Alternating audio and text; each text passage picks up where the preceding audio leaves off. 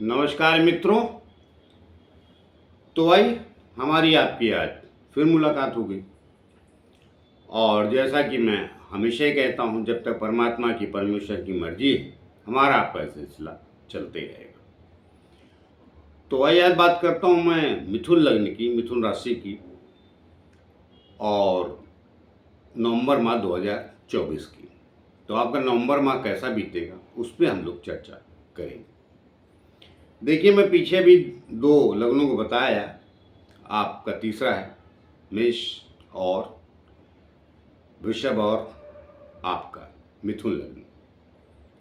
तो मिथुन लग्न मिथुन राशि वालों के लिए ये माह थोड़ा सेहत के लिए ठीक नहीं है और पीछे से ही चला आ रहा है। ये तो मैं बात नवंबर की कर रहा हूँ। तकलीफ पीछे से ही है, जिनकी विशेष रूप से गुरु की, शनि की दशाएं चल रही हैं और अभी जिनका मंगल की दशा चल रही है उनके लिए भी सेहत के लिए ठीक नहीं और कहीं ना कहीं आपसे रिश्तों के लिए भी ठीक नहीं। क्या होता है कि वो हर महीना खुशहाली का नहीं बीतता या हर साल खुशहाली में नहीं जाता। तो मेष लग्न वालों के लिए खाली मैंने पारिवारिक बोला, लाइफ पार्टनर का, जीवन साथी का। वृषभ के लिए भी सब कुछ सही रहेगा, लेकिन सेहत के लिए उनका बीमार सही नहीं रहेगा। तो सेहत के लिए आपका बीमार सही नहीं। कारण क्या है? कारण देखिए, ऐसा है कि आपका नंबर आता है 3 लग्न में और गुरु बैठा है भी वृषभ राशि में 12वें। तो वहां से 6ठे स्थान को 8वें स्थान को वो देखता है और जागृत कर देता है, जो गलत स्थान। एक कारण तो ये। दूसरा क्या है कि बुध आपका अभी चल रहा है वृश्चिक राशि, वो भी मंगल की राशि में। तो मंगल भी आपके यहाँ अच्छे परिणाम नहीं देता है सेहत को लेकर। तो वृश्चिक राशि में चल रहा है तो वो भी 6ठे लग्न का मालिक और पूरे महीने रहेगा। तो पहले देखिए, पैसा कौड़ी क्या आएगा, किधर आएगा, वो सब अपनी जगह है।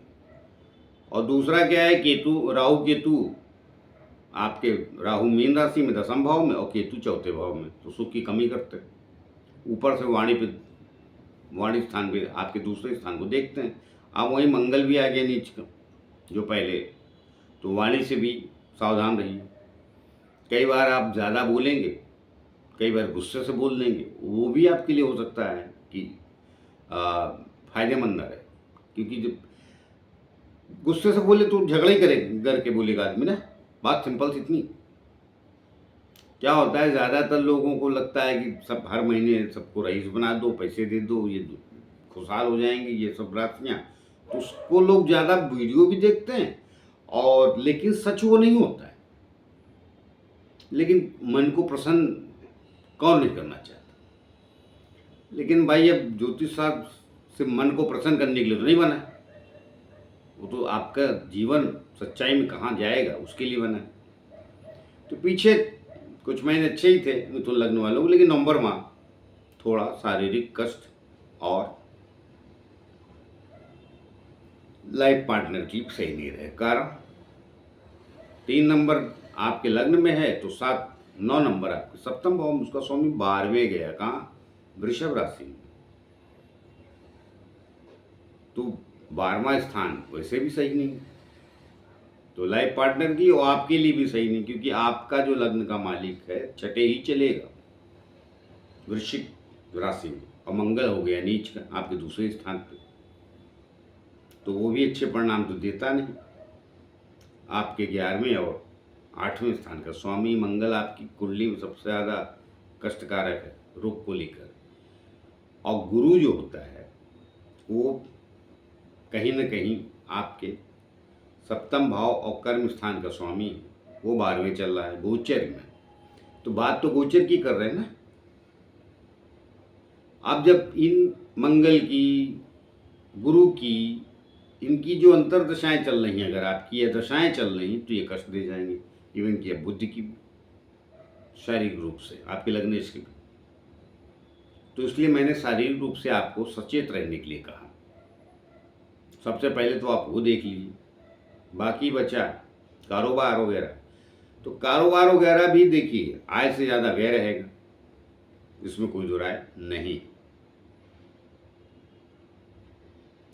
और बुध ये पूरे महीने यही रहने वाला, तो जैसा मैंने कहा कि रोग वगैरह के लिए भी आपके शरीर में लग सकता है। ईश्वर करे आपकी कुंडली मजबूत हो तो कुछ ऐसी विशेष परेशानी नहीं आती। कई लोग कुंडलियों में लग नहीं सकता, आपका बुद्धि कमजोर रहता है, कई बार अस्त रहता है, कई बार वो पहले से छठे 8वें 12वें बैठा रहता है, तो उनको ज़्यादा समस्या शुरू हो जाएगी। जिनका नहीं है, छठे 8वें 12वें या अस्त नहीं है सूर्य से, जनरली ये बुध हस्ती पाया जाता है। तो अब क्या है कि वो, लेकिन अब बाकी जगहों पे अस्त है तो इतना फर्क नहीं पड़ता है, लेकिन आपके तो लग्न का मालिक है ना, और सुख स्थान का भी मालिक है। आपका लग्न मतलब व्यक्तित्व और सुख स्थान अर्थात आपका सुख, दो स्थानों का स्वामी हो जाता है आपके मिथुन लग्न में।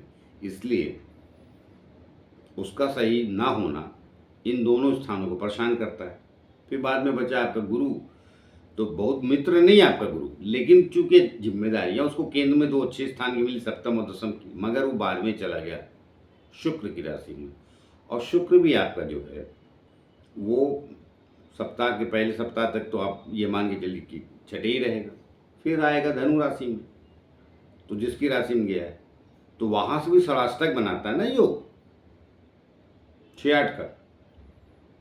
तो इसलिए मैंने आपको शुरुआत में कहा कि सेहत को लेकर थोड़ा सावधान रहें। अगर कोई तकलीफ थोड़ी सी हो रही शरीर में तो बगैर कुछ पूछे पाछे आप चले जाएं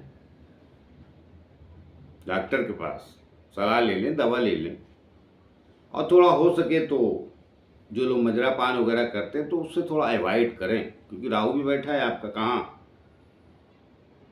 कर्म स्थान गुरु की राशि में, और गुरु है खराब आपके लिए, सबके लिए नहीं खराब।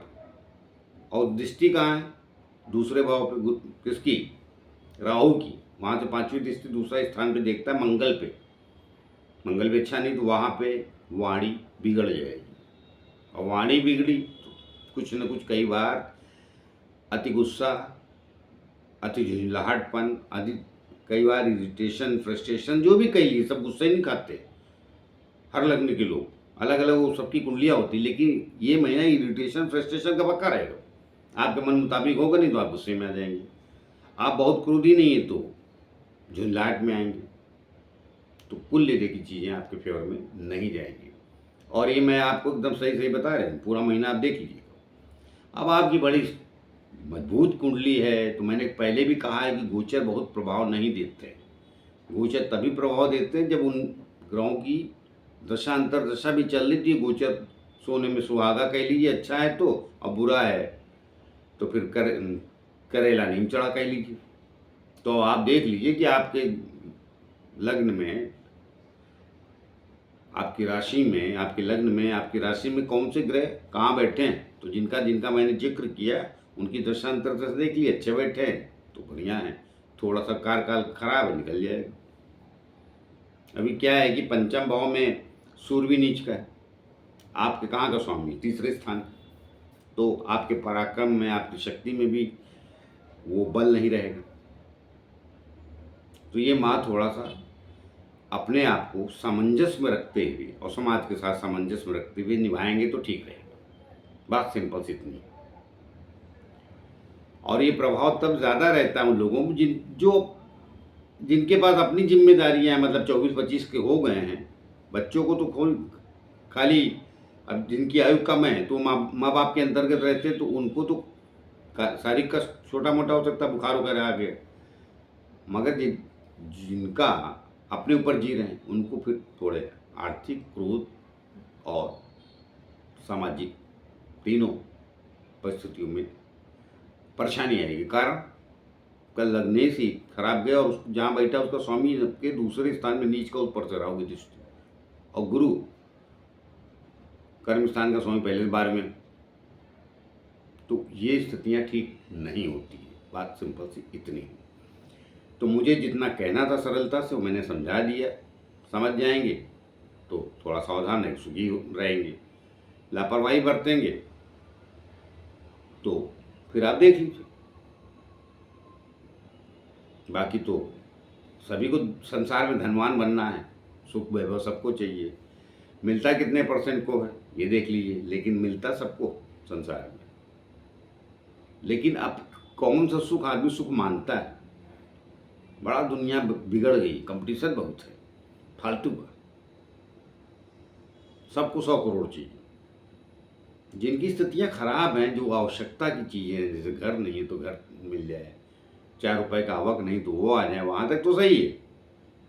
और जिनको ये मिल जाता है तो, और नहीं मिलता भी है तो भी बातें तो फिर आजकल सब पता चल गया है ना 100 करोड़। अब वो तो संसार है, इसे बदलता है।